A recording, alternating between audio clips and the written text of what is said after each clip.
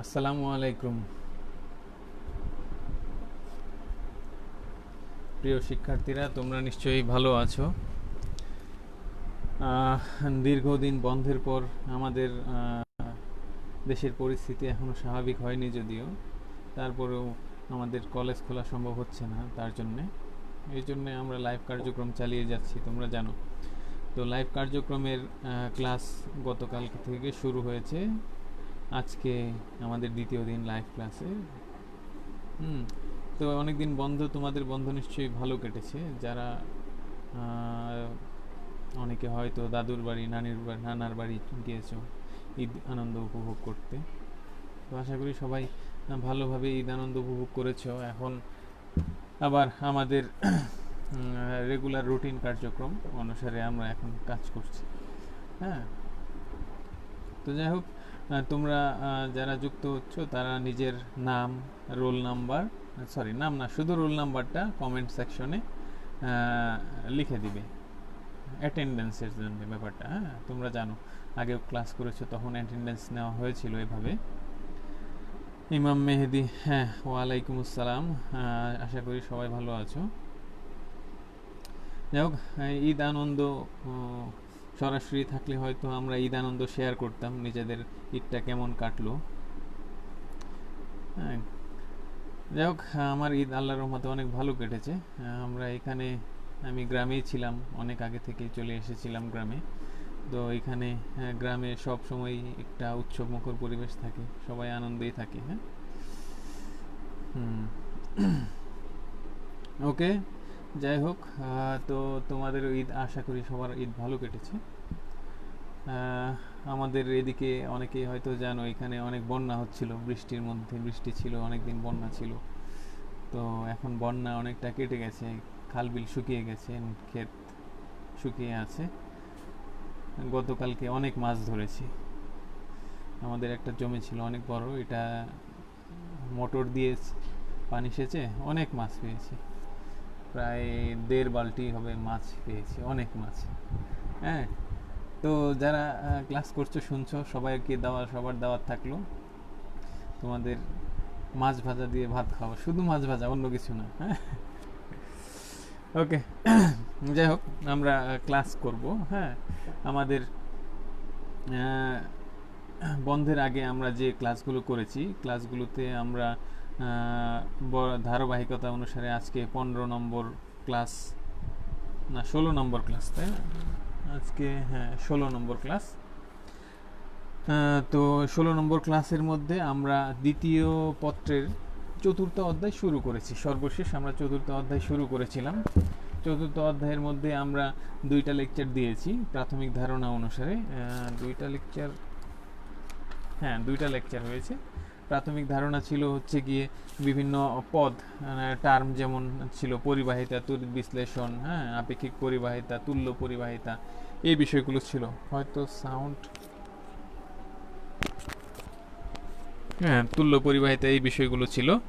এবং পরবর্তীতে আমরা ফ্যারাডের সূত্র, প্রথম সূত্র নিয়ে আলোচনা করেছিলাম। ফ্যারাডের প্রথম সূত্র নিয়ে আলোচনা করেছিলাম। সূত্রটা হচ্ছিল তড়িৎ বিশ্লেষণ চালনার সময় অ্যানোডে দ্রবীভূত অথবা ক্যাথোডে সঞ্চিত হবে যে পরিমাণ পদার্থ, তার পরিমাণ হচ্ছে প্রবাহিত বিদ্যুতের পরিমাণের সমানুপাতিক, এরকম একটা সূত্র। হ্যাঁ, দ্বিতীয় সূত্র ছিল, এইখান থেকে আমরা একটা ফর্মুলা পেয়েছিলাম W=ZIT, এবং এখান থেকে আমরা পরবর্তীতে দ্বিতীয় সূত্র পড়েছি। দ্বিতীয় সূত্র ছিল ভিন্ন ভিন্ন তড়িৎ বিশ্লেষণের মধ্য দিয়ে যদি আমরা একই পরিমাণ বিদ্যুৎ চালনা করি, তাহলে সঞ্চিত বা দ্রবীভূত পদার্থের পরিমাণ হবে নিজ নিজ রাসায়নিক তুল্যাঙ্কের সমানুপাতিক।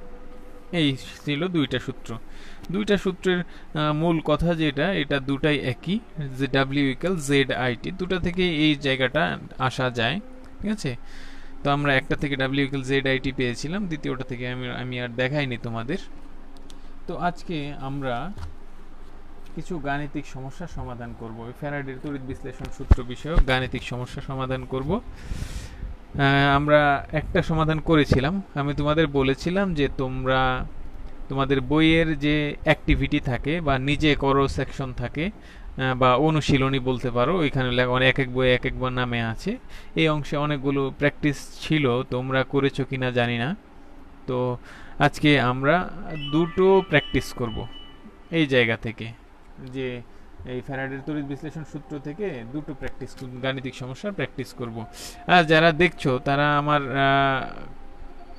আমি তো এখনো খাতাতে যাইনি, যাচ্ছি। ওকে, তো খাতাতে লেখা দেখা যায় কিনা বা সাউন্ড নিয়ে কোনো সমস্যা আছে কিনা একটুখানি জানিয়ে দিবে, তাহলে আমরা কন্টিনিউ করতে আমার কোনো সমস্যা হবে না। ঠিক আছে, আচ্ছা তাহলে আমরা এখন খাতাতে চলে যাচ্ছি। হ্যাঁ, যেন তোমাদের আমি লিখে যেহেতু বোঝাবো, কথা বলে বোঝানোর চেয়ে এখানে লিখে দেখানোটা ভালো, গাণিতিক সমস্যা যেহেতু। হ্যাঁ, ওকে, আমি ক্যামেরা সুইচ করে দিচ্ছি। সোহেল, ওয়ালাইকুম আসসালাম, আশা করি ভালো আছো।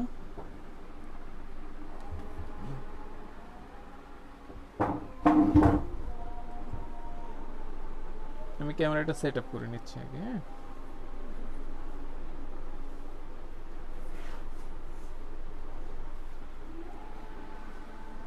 ক্যামেরা মোবাইলটা নড়ছে, একটু ওয়েট দিতে হবে।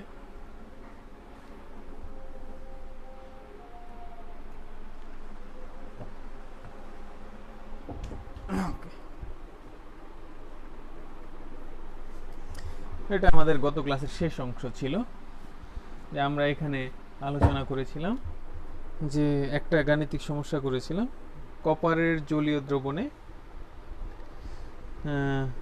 হ্যাঁ, তোমাদের এইচএসসি ব্যাচ কত এটা লেখার দরকার নেই, তোমরা শুধুমাত্র রোল নাম্বারটা লিখবে। অবশ্যই যারা অ্যাটেন্ডেন্স দিচ্ছ তারা হতে হবে যারা একাদশ থেকে দ্বাদশে উঠেছো মাত্র। পরীক্ষার্থী যারা আছো তারা রোল নাম্বার লিখে কমেন্ট করবে না, ঠিক আছে? ওকে, আমরা একটা গাণিতিক সমস্যা করেছিলাম, কপার সালফেটের জলীয় দ্রবণে 1 কুলম্ব ও 1 ফ্যারাড বিদ্যুৎ চালনা করলে কি পরিমাণ কপার সঞ্চিত হবে। এই ছিল গাণিতিক সমস্যা, এখানে ছিল আজকের ক্লাস। স্যার লেখা ঘোলা লাগছে, হ্যাঁ আশা করি কিছুক্ষণের মধ্যেই ঠিক হয়ে যাবে। আমি একটুখানি কারণ হোয়াইট পেপার তো এই জন্য হয়তো একটু ঝামেলা হচ্ছে কিছুক্ষণের জন্য। আচ্ছা, আজকে হচ্ছে গিয়ে আমাদের 9 তারিখ, 09/08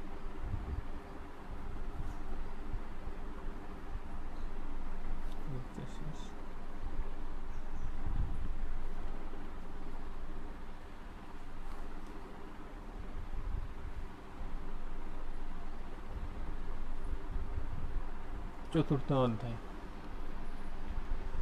মেহেদি দেখো, এখন লেখা মোটামুটি মনে হয় বোঝা যাওয়ার কথা, কিছুক্ষণের মধ্যে ক্লিয়ার হয়ে যায় লেখাটা।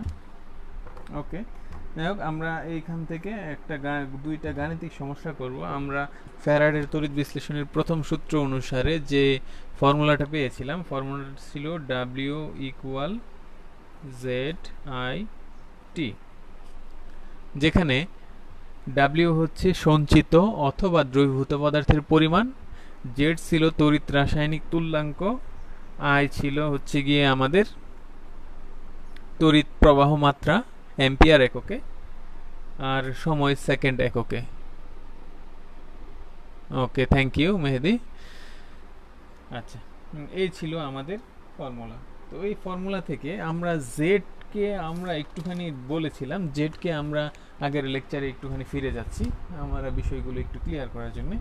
জেডকে আমরা বের করতে পারি, একটা পদার্থের জেড কত হবে, এই জেড এর পরিমাণটা আমরা বের করতে পারি কিভাবে বলেছিলাম, যে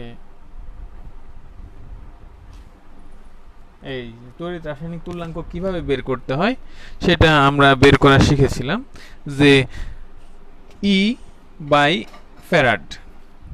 ই হচ্ছে রাসায়নিক তুল্যাঙ্ক।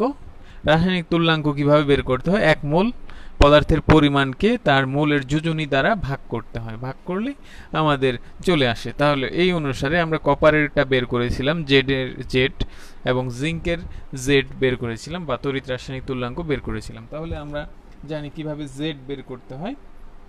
তাহলে আমাদের এই অংশটা থেকে আমরা একটুখানি যদি চেঞ্জ করি, আমি এই জায়গায় চেঞ্জ করে দেখাচ্ছি। হ্যাঁ, জেড কে আমরা বের করছি এখানে ই বাই ফ্যারাড, তাই না? আমরা লিখি এটাকে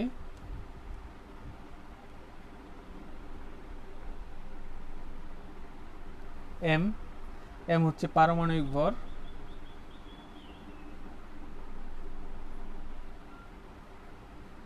আর দিচ্ছি হচ্ছে, নিচে ছিল তড়িৎ রাসায়নিক তুল্যাঙ্কের ক্ষেত্রে কি ছিল, ফ্যারাড এফ।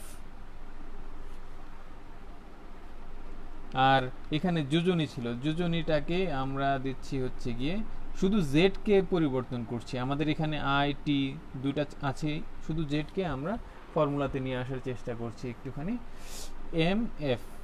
আর এইখানে আমাদের হচ্ছে গিয়ে রয়ে গেছে যোজনী, যোজনীটাকে আমরা প্রকাশ করি এন দিয়ে।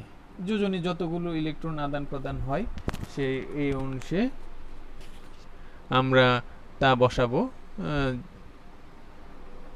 জি স্যার, বুঝা যাচ্ছে। আমি কমেন্টগুলো একটু দেখে নিচ্ছি। হ্যাঁ, যারা যুক্ত হচ্ছ তারা অবশ্যই তোমাদের রোল নাম্বারটা কমেন্টে দিবে। থ্যাংক ইউ যারা যারা দিয়েছো। তাহলে আমাদের ফর্মুলাটা দাঁড়ালো, আলটিমেট ফর্মুলা যেটা আমরা গাণিতিক সমস্যা সমাধান করব, W equal M I T by N F.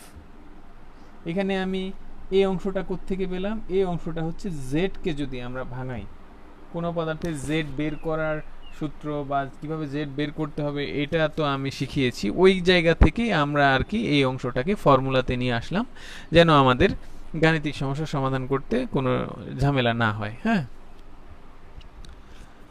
আচ্ছা, তাহলে আমাদের W equal M I T by N F.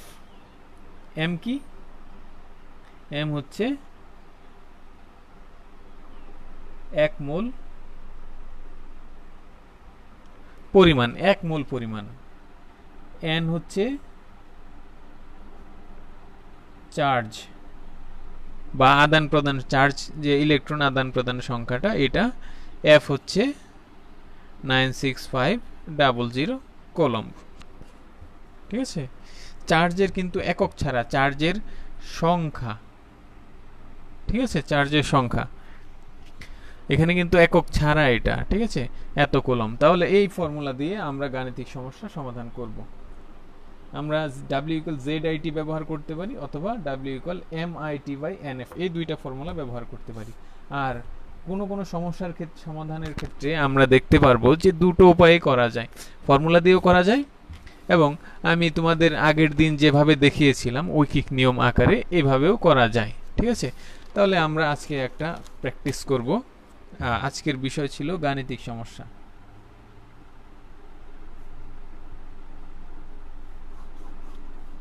এটা আমাদের আজকের টপিক, পড়ার টপিক গাণিতিক সমস্যা।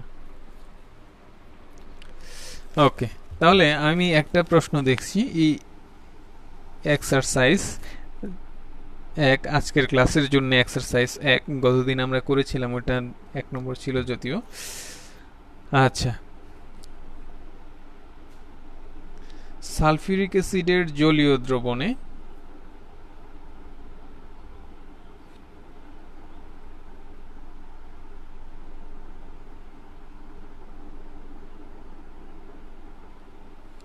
লঘু সালফিউরিক অ্যাসিডের জলীয় দ্রবণে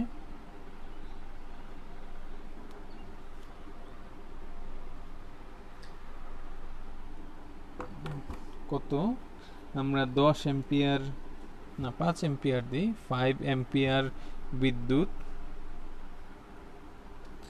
5 এম্পিয়ার বিদ্যুৎ যদি 1 ঘন্টা 1.5 আওয়ার দিই ধরে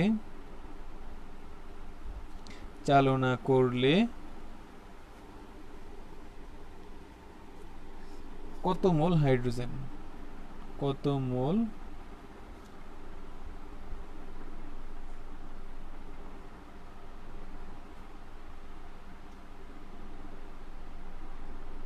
যাবে, এই হচ্ছে প্রশ্ন। 1.5 আওয়ার ধরে যদি চালনা করি তাহলে কত মোল হাইড্রোজেন পাওয়া যাবে। এই প্রশ্নটা কিন্তু আমরা ঐকিক নিয়মে করতে পারি। ঠিক আছে, তাহলে দেখো এখানে আমাদের সংগঠিত বিক্রিয়া, আমরা সমাধানে যখন যাব সমাধান কিভাবে করব, এখানে আমাদের যেহেতু হাইড্রোজেন গ্যাস জমা হবে, কোথায় জমা হবে, হাইড্রোজেন গ্যাস জমা হবে কিন্তু ক্যাথোডে। তাহলে ক্যাথোডে সংগঠিত বিক্রিয়াটা কি হবে, H+, সে ইলেকট্রন গ্রহণ করবে, গ্রহণ করে হাইড্রোজেন পরমাণুতে পরিণত হবে। হাইড্রোজেন পরমাণুতে পরিণত হওয়ার ক্ষেত্রে আমরা জানি হাইড্রোজেন গ্যাস এককভাবে থাকতে পারে, হাইড্রোজেন এককভাবে থাকতে পারে না, তাই দুইটা পরমাণু একত্রে মিলে একটা অণু গঠন করে থাকে, তাই না? তাহলে আমার এখানে 2টা ইলেকট্রন লাগবে 1 মোল হাইড্রোজেন গ্যাস উৎপন্ন করার জন্য। ঠিক আছে, তাহলে আমাদের এক্ষেত্রে আমরা কি করব, এভাবে হয়ে যাচ্ছে। আমরা জানি W equal ZIT, W equal ZIT। দেখো এখানে আমাদের চার্জের পরিমাণ কত প্রয়োজন পড়ছে, 2 মোল ইলেকট্রন লাগছে 1 মোল হাইড্রোজেন গ্যাস উৎপন্ন করতে, তাই না? তাহলে আমরা যদি হিসাব করি, 1 মোল গ্যাস উৎপন্ন করতে লাগে 2 মোল। আমরা কিউটা বের করি, এখানে কিউ সমান কত, কিউ সমান IT জানা আছে আমাদের। হ্যাঁ, তাহলে I হচ্ছে গিয়ে 5 অ্যাম্পিয়ার, T হচ্ছে গিয়ে 1.5 ইন্টু 3600 কুলম্ব। তাহলে আমাদের কি এখান থেকে কত আসে, আমি একটা ছোট মোবাইল নিয়ে আসছি, একটুখানি হোল্ড করো।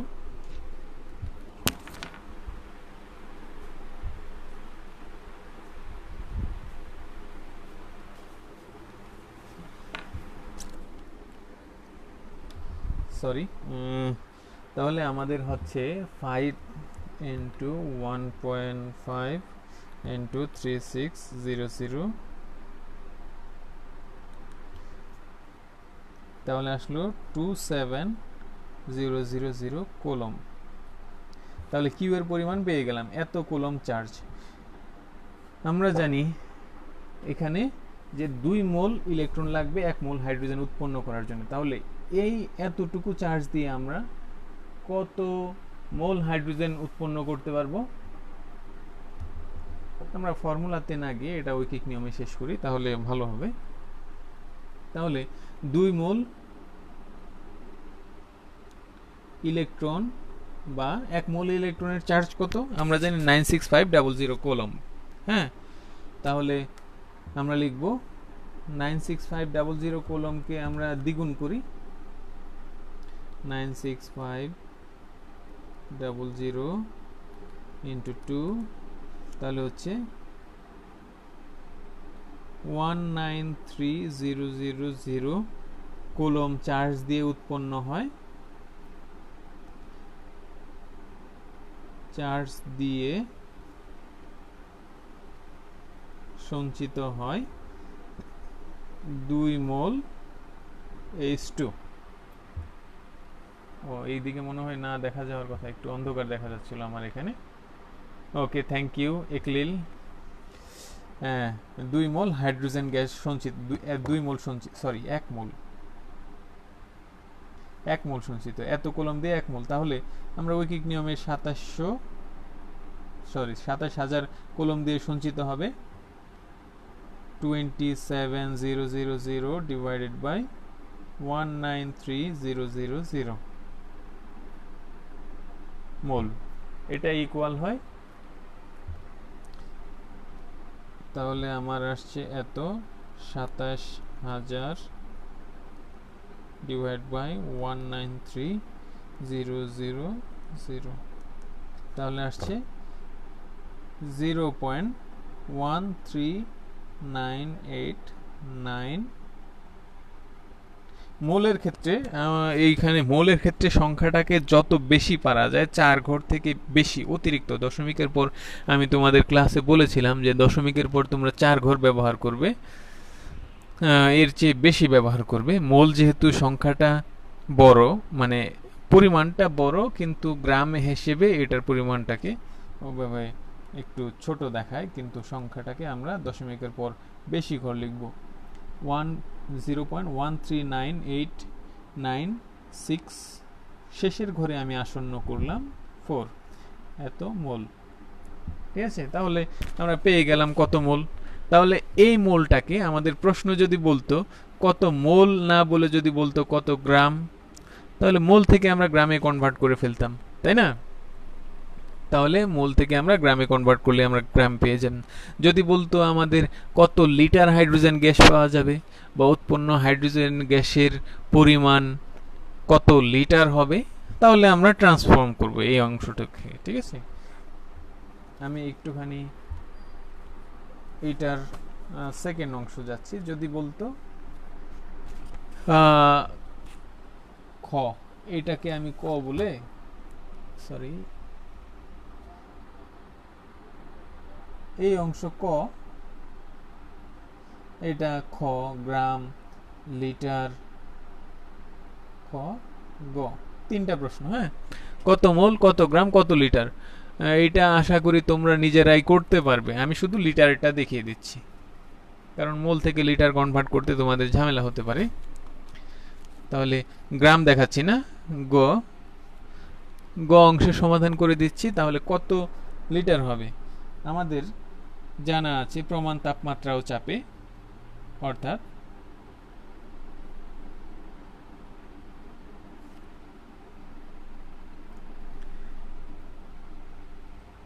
এক মোল হাইড্রোজেন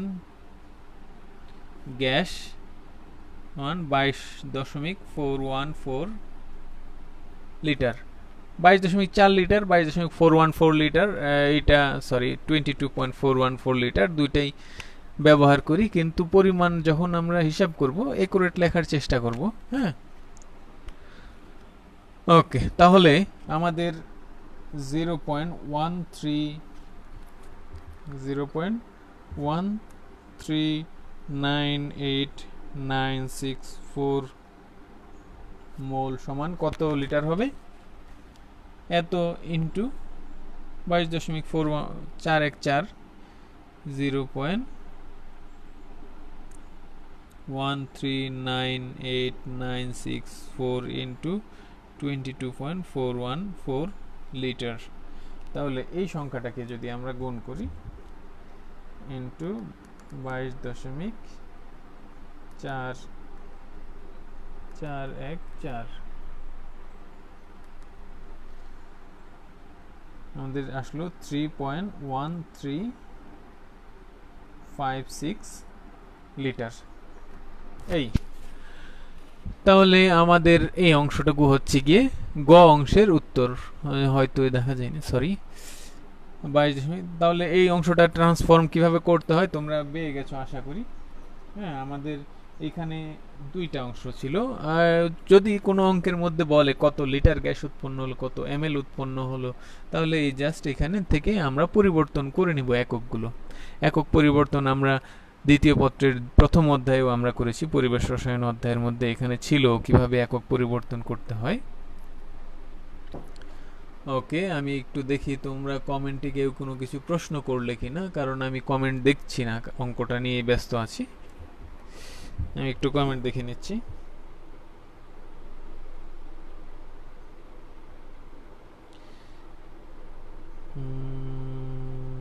সবাই রোল নাম্বার কমেন্ট করেছে। স্যার ক্যামেরাটা একটু জুম করে নিলে ক্লিয়ার বোঝা যাবে। আচ্ছা,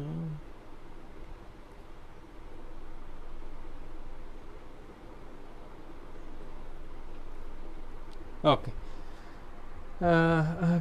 ক্যামেরা যদি জুম করি বা উপরে নেই, তাহলে হচ্ছে গিয়ে খাতা সম্পূর্ণটাই আসে না, এই জন্যে আমি খাতাটাকে এই অবস্থায় রেখেছি। যাই হোক, আমরা একটা এক্সারসাইজ করলাম, এক্সারসাইজটা ছিল, আমি একটু আরেকবার যাচ্ছি প্রশ্নটা ছিল লঘু সালফিউরিক অ্যাসিডের দ্রবণে আমরা যদি 5 অ্যাম্পিয়ার বিদ্যুৎ 1.5 ঘন্টা ধরে চালনা করি তাহলে কত মোল হাইড্রোজেন গ্যাস উৎপন্ন হবে, এটা ক নম্বরে দিয়েছিলাম। খ নম্বরে বললাম কত গ্রাম হাইড্রোজেন গ্যাস উৎপন্ন হবে, গ নম্বরে বলে দিলাম হচ্ছে কত লিটার গ্যাস উৎপন্ন হবে।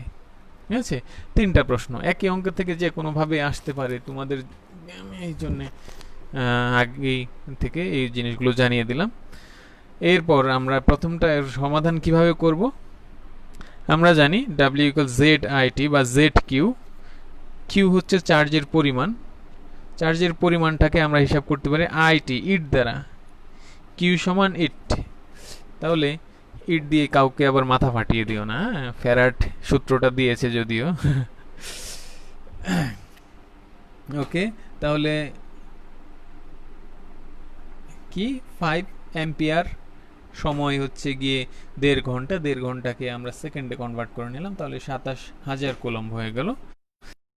27,000 কুলম্ব থেকে আমরা কি করলাম, 2 মোল ইলেকট্রন যেহেতু লাগে 1 মোল হাইড্রোজেন গ্যাস সঞ্চিত করতে, তাহলে আমাদের এখানে দেখছি 1 মোল হাইড্রোজেন গ্যাস, তাই না, 1 মোল হাইড্রোজেন গ্যাস হয়। তাহলে 2 মোল ইলেকট্রন সঞ্চিত করতে 2 মোল ইলেকট্রনকে আমরা কনভার্ট করে নিলাম কুলম্বে। 96500 কুলম্ব সমান 1 ফ্যারাড, আমরা জানা আছে 1 মোল মানে 1 ফ্যারাড, 2 মোল মানে 2 ফ্যারাড।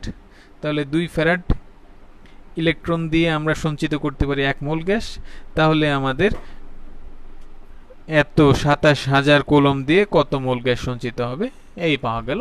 এরপর হচ্ছে গিয়ে আমরা মোলকে শুধুমাত্র করে নিলাম, তাহলে আমাদের শেষ, গাণিতিক সমস্যা একটা সমাধান হয়ে গেছে। এখন দ্বিতীয় আরেকটা সমাধান করব আমরা। আমাদের ফর্মুলাটা আছে হচ্ছে গিয়ে ফর্মুলা ব্যবহার করে এই অঙ্কটা করব। এই অঙ্কটাকে ফর্মুলাতে করা যাবে, তোমরা সবাই চেষ্টা করবে ফর্মুলা দিয়ে কিভাবে করা যায়। আমি ফর্মুলাতে করলাম না, এটা ঐকিক নিয়মে করে দিলাম। এক্সারসাইজ 2 নম্বর এক্সারসাইজ হচ্ছে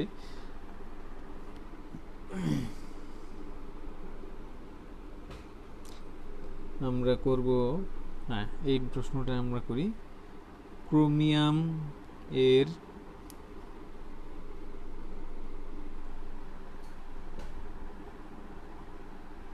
একটি অপরিচিত লবণের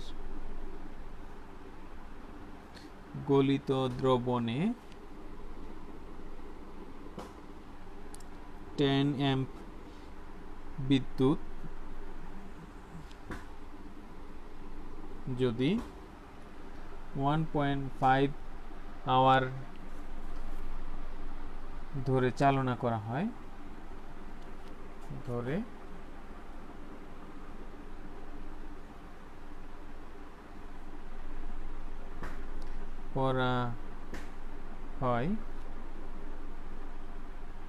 তাহলে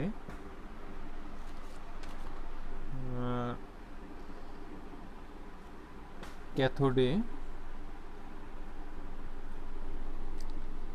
9 গ্রাম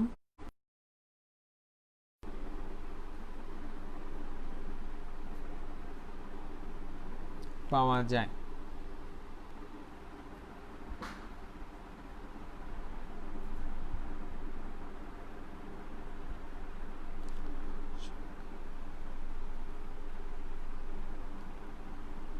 ক্রোমিয়ামের জারণ সংখ্যা কত ছিল?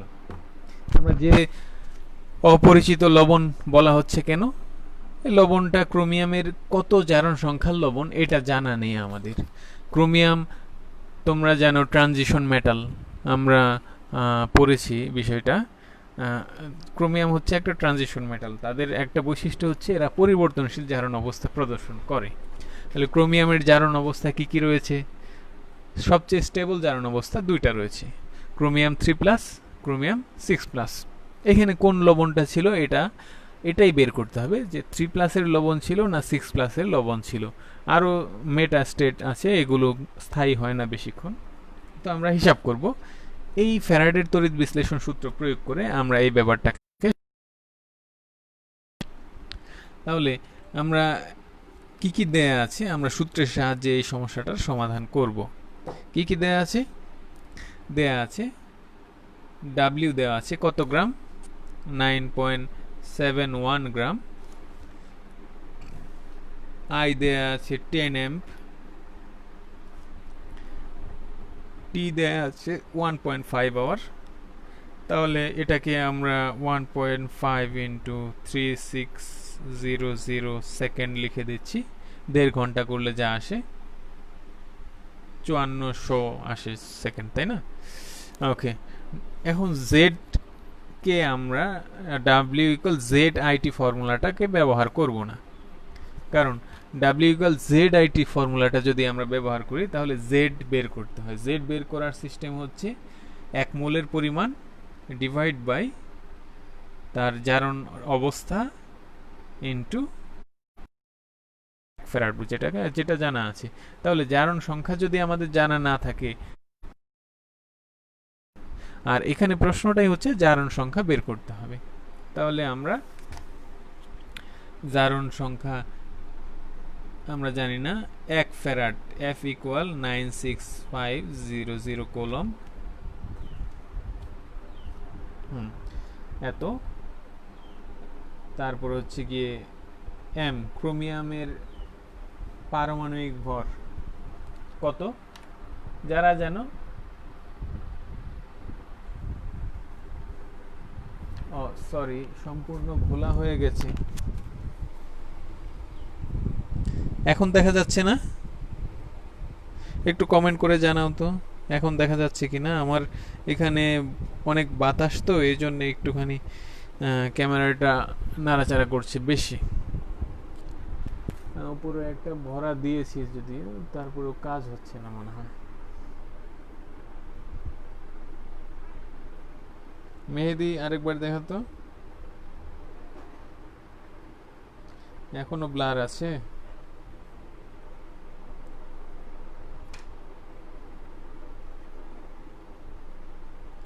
তাহলে কানেকশন মনে হয় একটু ঝামেলা করছে।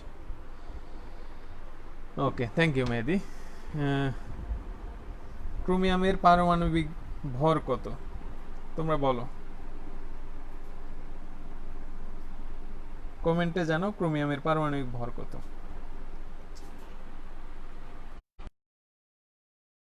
তারপরে আমাদের W N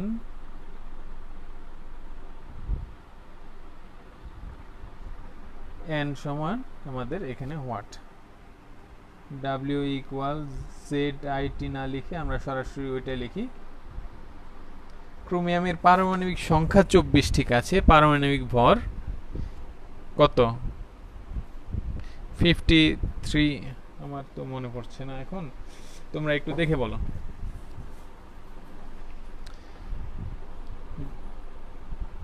M I T by N F. তাহলে আমাদের এখান থেকে বের করব N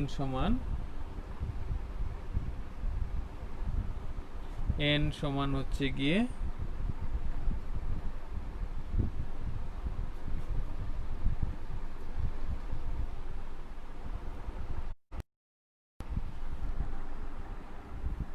F W M I T by W F.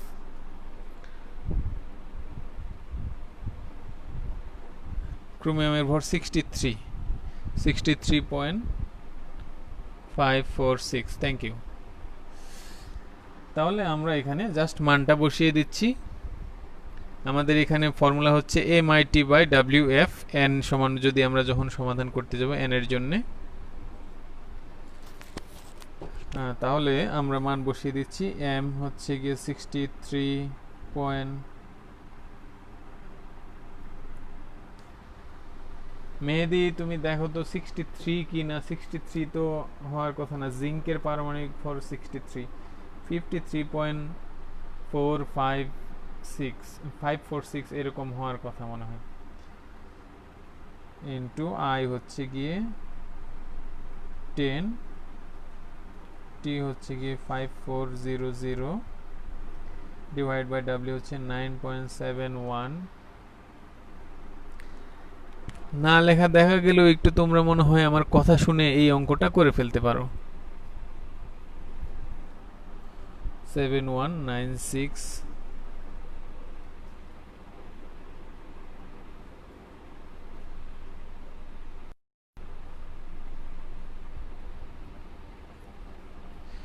500। ওকে মেহেদি, ঠিক আছে।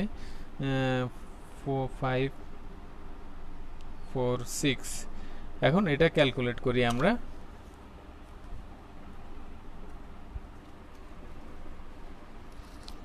কত আসে? আমার ক্যামেরার নিচের দিকে একটু লাইট কম। Okay, 63.546 into 10 into 5400 divide by 9.71 divide by 96500।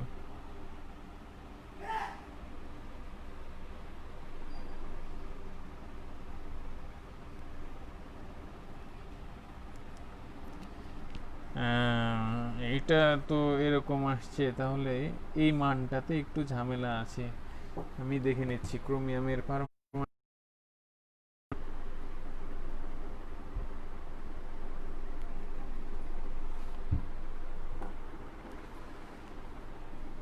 একটুখানি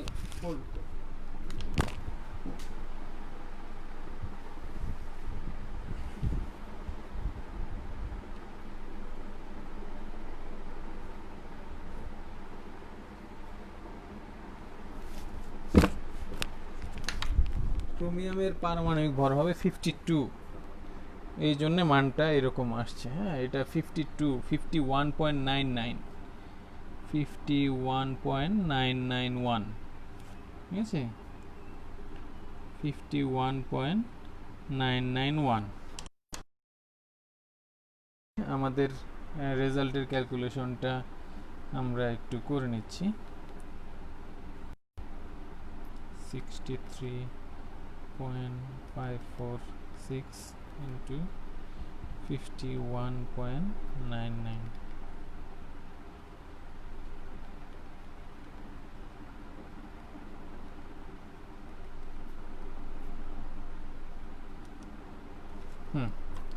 মানটা আসে 2.996। এত n এর মানটা আসছে,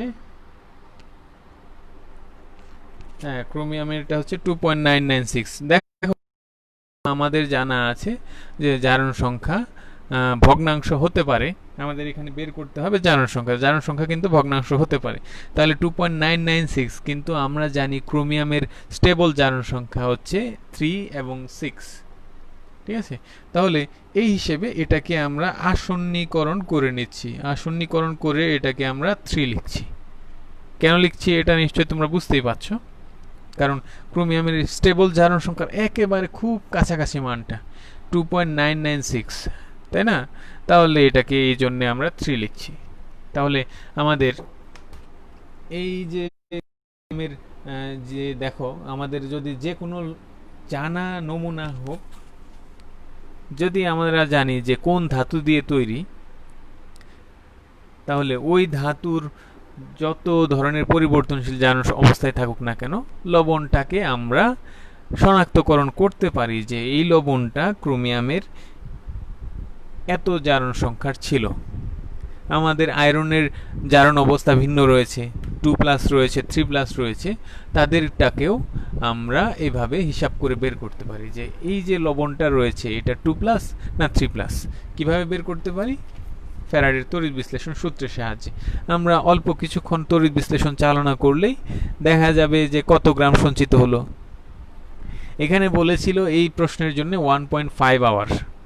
1.5 আওয়ার, আমরা 1.5 আওয়ারের প্রয়োজন নেই। আমরা 5 অ্যাম্পিয়ার বিদ্যুৎ বা 10 অ্যাম্পিয়ার বিদ্যুৎ যদি আমরা 5 মিনিট ধরেও চালনা করি, তাহলে যে পরিমাণ সঞ্চিত হবে পদার্থের ভরটা ওইটুকুতেই নির্ণয় করা যেতে পারে। ঠিক আছে, রিজনেবল একটুখানি অ্যামাউন্ট হলেই আমরা হিসাব করে ফেলতে পারবো।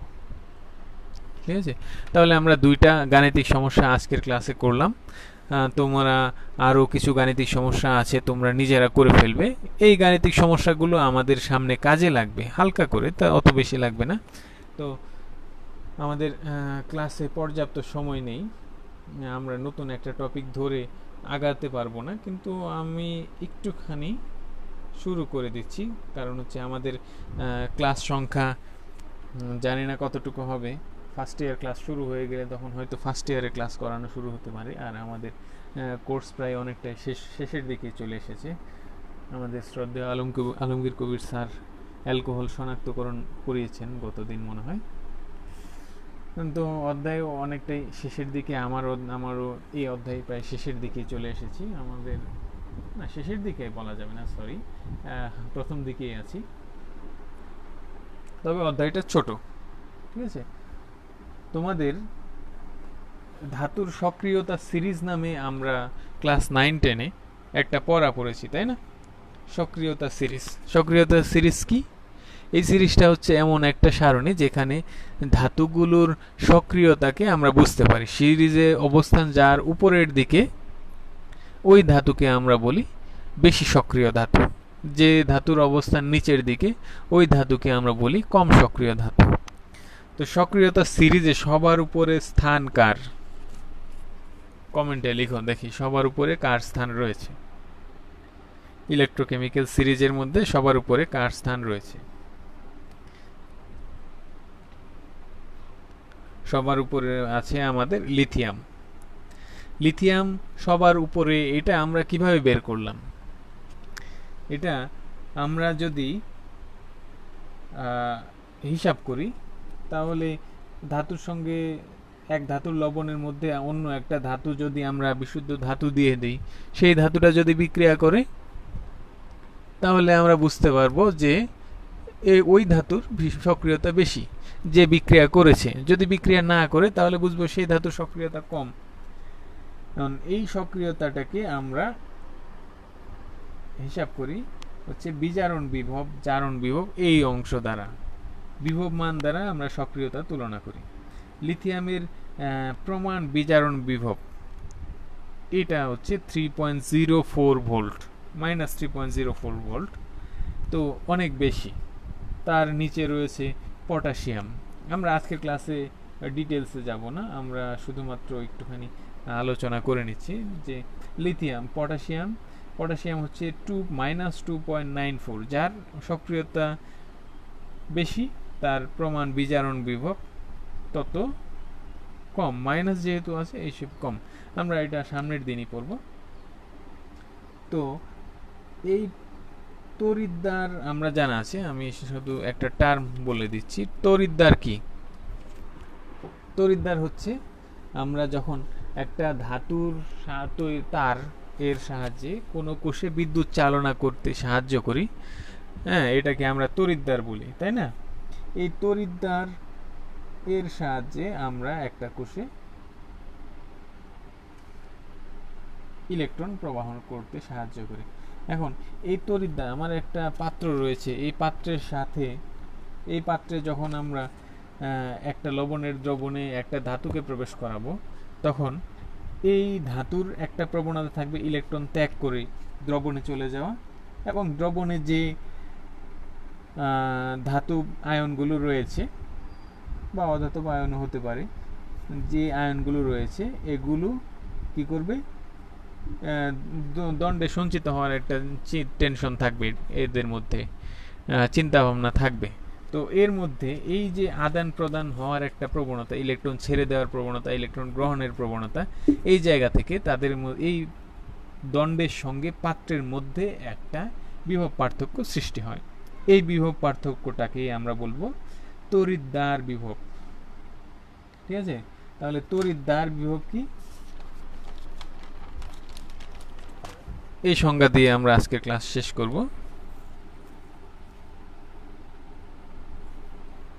তড়িৎদ্বার বিভব। তড়িৎদ্বার বিভবটা কি? তড়িৎদ্বার বিভব হচ্ছে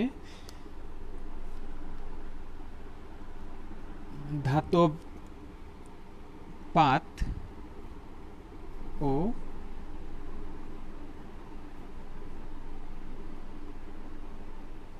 তড়িৎ বিশ্লেষ্য দ্রবণের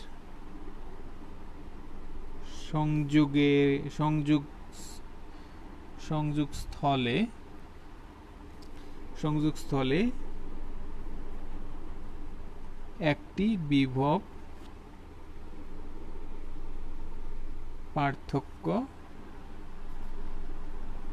সৃষ্টি হয়, একে তড়িৎদ্বার বিভব বলে। ঠিক আছে, তাহলে তড়িৎদ্বার বিভব, হ্যাঁ হাসনাত হক মোহাইমিন, হ্যাঁ ওকে মোহাইমিন ঠিক বলেছো। তাহলে তড়িৎদ্বার বিভব কি? এই তড়িৎদ্বার বিভব হচ্ছে আমরা যখন একটা পাত্রে তড়িৎ বিশ্লেষণ দ্রবণের মধ্যে ধাতব দণ্ড দিয়ে দিব, পাত দিয়ে দিব, এই পাতের সঙ্গে দ্রবণের মধ্যে একটা বিভব পার্থক্য সৃষ্টি হবে। কেন সৃষ্টি হবে? পাতের ধাতব আয়নগুলো, ধাতু যেগুলো রয়েছে তারা ইলেকট্রন ছেড়ে দিয়ে পাত্রে চলে যাওয়ার চেষ্টা করবে, পাত্র থেকে কিছু ইলেকট্রন গ্রহণ করে সংযুক্ত হওয়ার চেষ্টা করবে, এখানে সঞ্চিত হওয়ার চেষ্টা করবে, এইখান থেকে একটা বিভব সৃষ্টি হবে। এটাই হচ্ছে গিয়ে আমাদের তড়িৎদ্বার বিভব। তো আমাদের আজকের ক্লাস এই পর্যন্ত। আমরা আজকের ক্লাসে হচ্ছে গিয়ে যে বিষয়গুলো জানলাম,